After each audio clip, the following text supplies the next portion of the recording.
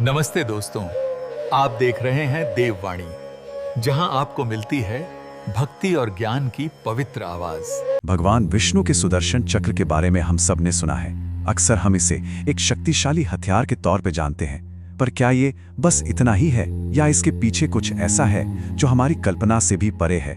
चलिए आज इसी दिव्य अस्त्र के रहस्यों को परत दर परत खोलते हैं। अच्छा, तो कुछ सीधे सवालों से शुरू करते हैं। पहला सवाल, ये सुदर्शन चक्र असल में दिखता कैसा है?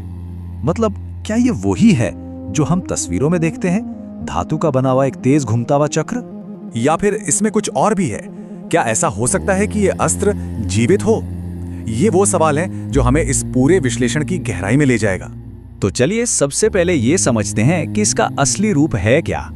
देखिए, शास्त्रों की माने तो ये कोई साधारण धातु से बना हथियार नहीं है। नहीं, ये तो शुद्ध ऊर्जा से बना है।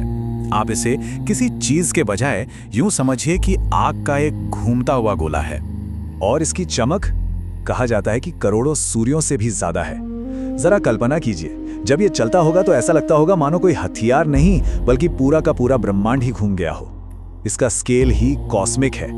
लेकिन यहाँ एक सवाल मन में आता है, अगर ये इतनी जबरदस्त ऊर्जा का गोला है तो क्या इसे कोई भी देख सकता है? जवाब है नहीं। कहते हैं कि इसका असली रूप सिर्फ वही देख सकते हैं जो आध्यात्मिक रूप से जागृत हैं।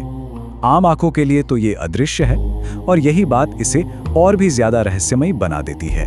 ठीक है, तो हमने इसके रूप को समझा। अब आते हैं इसकी बनावट पर और एक बहुत ही खास रहस्य पर। इसकी 108 धारें। 108 ये नंबर इतना खास क्यों है? ये सिर्फ एक गिनती नहीं है, समझिए कि ये एक तरह का ब्रह्मांडीय कोड है। देखिए, हिंदू दर्शन में 108 एक बहुत ही पवित्र संख्या है। 108 उपनिषद हैं, देवताओं के 108 नाम होते हैं, और यहाँ तक कि जाप माला में भी 108 ही मन के होते हैं। मतलब साफ है, ये संख्या सीधे सीधे ब्रह्मांड की बनावट से जुड़ी हुई है। तो सुदर्शन चक्र की ये जो 108 धारें हैं ना, ये सिर्फ काटने के लिए नहीं है। हर एक धार एक दिव्य शक्ति का प्रतीक है, ज्ञान की, शक्ति की, समय की, संतुलन की। और इसीलिए जब ये चक्र चलता है तो ये सिर्फ शरीर पर वार नहीं करता, ये अधर्म को, मतलब अन्याय को, और हर उस चीज को जो सृष्टि के संतुलन के खिलाफ है, उससे जड़ से मिटा देता है। और अब हम आते हैं सबसे बड़े और सबसे गहरे सवाल पर। क्या सुदर्शन चक्र की अपनी कोई चेतना है?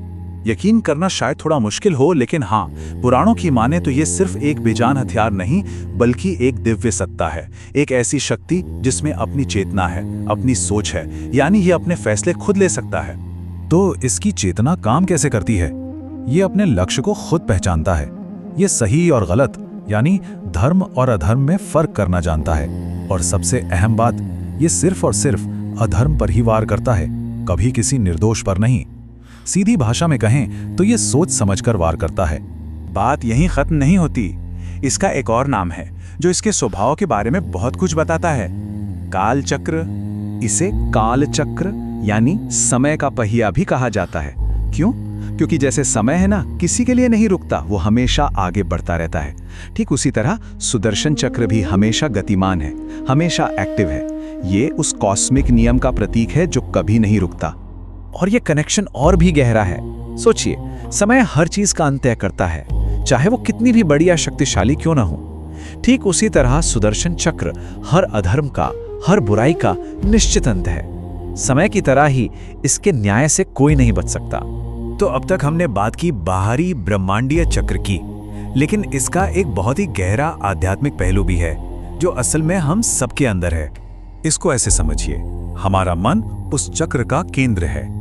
हमारे जो विचार हैं वो उसकी धारें हैं, और हमारे कर्म वो उस चक्र की गति तय करते हैं। इसका सार ये है कि अगर हमारा मन यानी केंद्र शुद्ध है तो हमारे विचार रूपी धारें सकारात्मक होंगी, और हमारे कर्मों की गति हमें हमेशा सही दिशा में ले जाएगी। कितना गहरा आध्यात्मिक संदेश है ना? तो हमने इसके रूप को समझा, इसकी शक्ति को जाना, और इसके आध्यात्मिक अर्थ को भी देखा। लेकिन ये सब हमें कुछ बहुत ही दिलचस्प सवालों पर लाकर छोड़ देता है, जैसे कि सुदर्शन चक्र और मॉडर्न साइंस के बीच क्या कनेक्शन हो सकता है? क्या ये कोई ऐसी एडवांस्ड एंशिएंट टेक्नोलॉजी थी जिसे हम आज की भाषा में समझ नहीं पा रहे? और सबसे बड़ा सवाल, क्या आज की टेक्नोलॉजी से ऐसी कोई चीज बनाना संभव है? ये वो सवाल हैं जो माइथोलॉजी और फ्यूचर टेक्नोलॉजी के बीच की लाइन को धुंधला कर देते हैं। तो दोस्तों आज की वीडियो में बस इतना ही। अगर आपको ये वीडियो पसंद आया हो तो इस वीडियो को लाइक करें, शेयर करें और हमारे चैनल को सब्सक्राइब करना न भूलें। बेल आइकन को जरूर दबाएं ताकि ऐसी धार्मिक और